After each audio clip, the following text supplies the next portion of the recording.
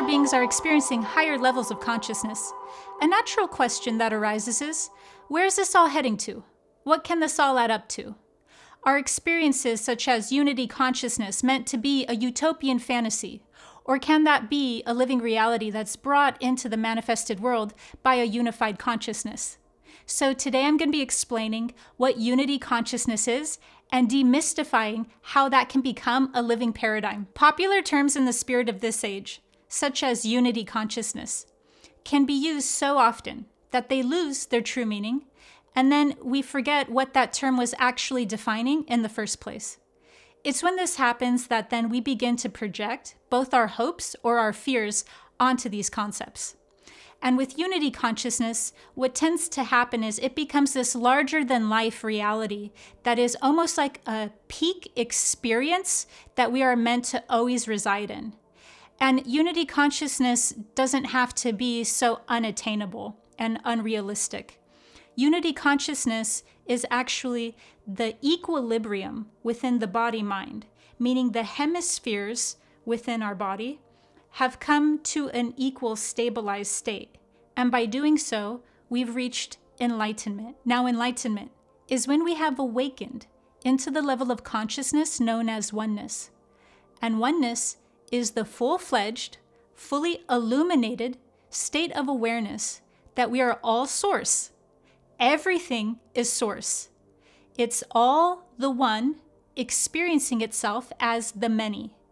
So we have differentiation, and we have opted into realities, specifically where we have placed limitations there, so that we can have certain experiences that otherwise we would not be able to access. And we're all God, just in different costumes. Even the trees, any type of material or non-material, energy or matter, is all still expressing that one universal consciousness. You can look at it like we are all ambassadors on behalf of ourselves that go in to explore our own wholeness through our unique individuated expression. And the term enlightenment in the past hasn't been seen that way. What it's been typically seen as or portrayed as is a peak state, meaning that it's not stable. And in this peak state, now we're experiencing reality through this heightened form of bliss or this trance state. And by doing so, we make that mean that enlightenment is some omnidirectional, eternal sunshine of the spotless mind that is stripped of all humanity, and we place it in another dimension or another density. We don't think that we can equate such higher states of consciousness into this physical experience. When in reality, unity consciousness is our next evolutionary step. So it's the next natural byproduct of our collective states of higher consciousness. So unity consciousness is not a utopia where nothing goes wrong and everyone flies around all the time. What it is first you have to always anchor in a higher dimensional consciousness before that becomes able to manifest in a lower level of consciousness. So you already have unified consciousness that is being anchored into this reality by so many awakening beings. And because of that, the steps between what that looks like and what we think it looks like because we have a fear or too much hope about what our expectations of a heavenly realm are, they're not going to add up.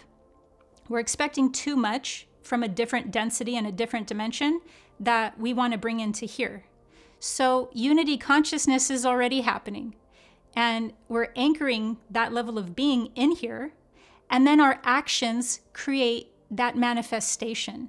So our actions set up the reality where we're in unity consciousness, and it has nothing to do with fantasy utopia, because what it is a higher level of consciousness, meaning we're awakened to the reality that we are all source. And that actually doesn't mean that there's going to be no problems. That doesn't mean that there's going to be no contrast and no tension within opposites to create, because there's still going to be a creation. You always need some sort of springboard or some sort of catalyst. And what we have been using right now is karma. Karma has been the recycling factor as why we're not in higher levels of consciousness. It's because we're still being drawn back to resolve unprocessed trauma. And we're just calling that, for this case, karma. So karma is what has kept us out of levels of being known as unity consciousness. We can also look at this as natural cycles that consciousness goes through. So it's not a matter of being blocked or withheld from unity consciousness.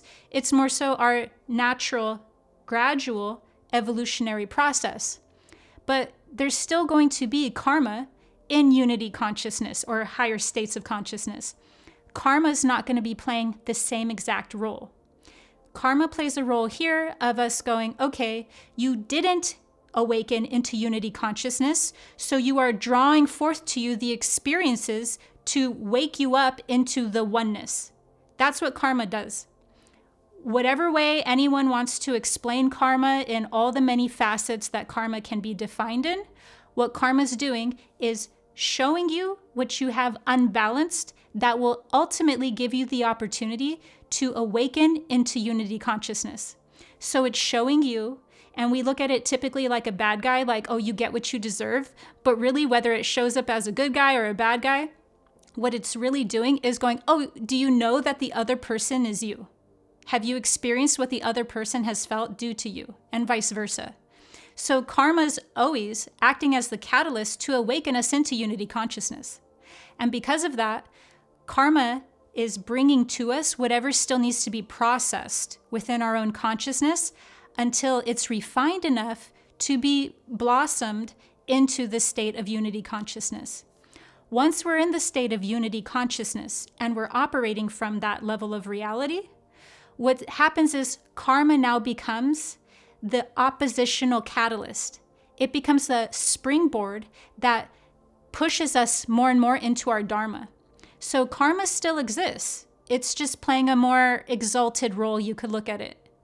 And it's having less crass, less harsh lessons involved, but that's only a reflection of our consciousness.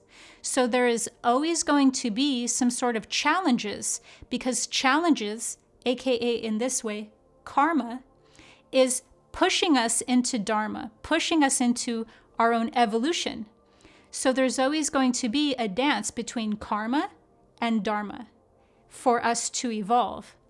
But assuming that evolution inherently means that there's no problems is not true at all.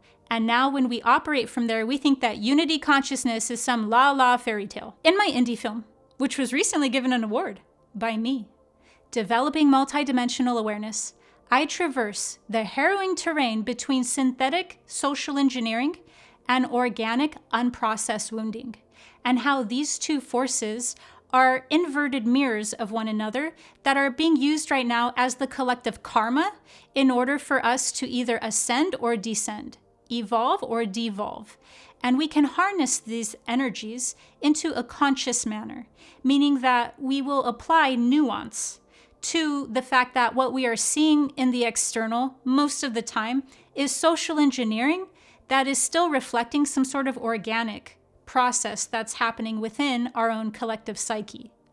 So there's nuance that needs to be applied to this, because it's not all social engineering and it's not all organic. This is a perfect example of the high stakes that we get placed in between that polarize our consciousness either way into further unconsciousness, further separation consciousness, and therefore further karma.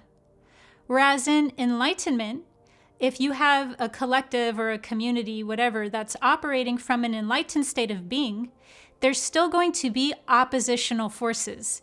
There's still going to be challenges. They're not coming from that polarization, that denseness of unconsciousness and sleep state. And that's why we can't fathom what that would look like, because we're in the trenches of polarization and of unconsciousness. So when we're awakened into the level of enlightenment, typically we have placed it so far away from us that we think that it's just a peak state that somehow is fully sustained all the time.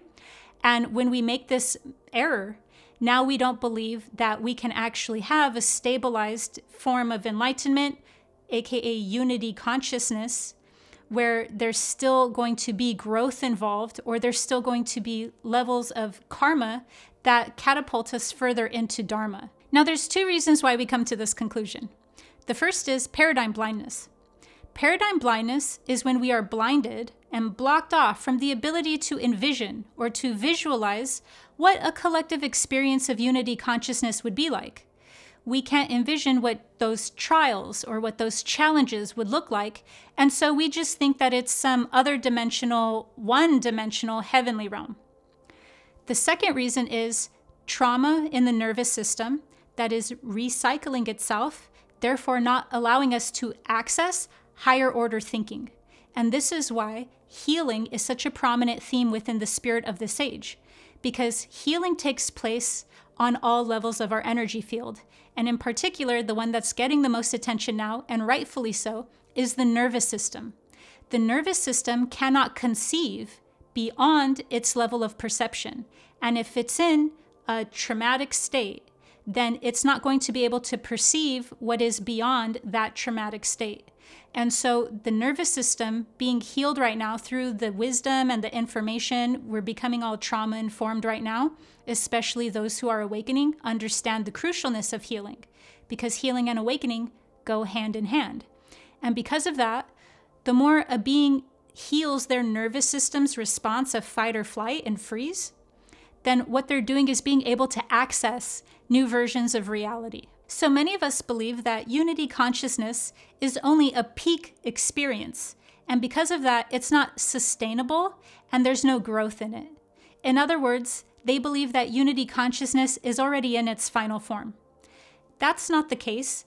And also, on the other end of the equation, you have people that are dreaming up a new earth and going all the way over to a gold age from our iron age, instead of understanding that we have iron, we have bronze, we have silver, and then we get the golden age, otherwise known as we're in the Kali Yuga, or then there's the Dwapara, the Treta, and then the Satya. What this means is it's a process and there's room for growth. We don't always need to be terrorized in order to be catalyzed.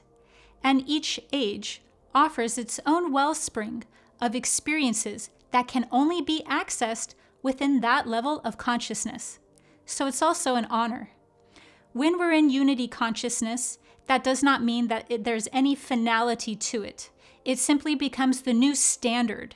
It becomes our consciousness baseline from which we continue to carry out our own evolution. One does not even need to subscribe to any of these cycles or systems to still appreciate the fact that consciousness goes through different phases.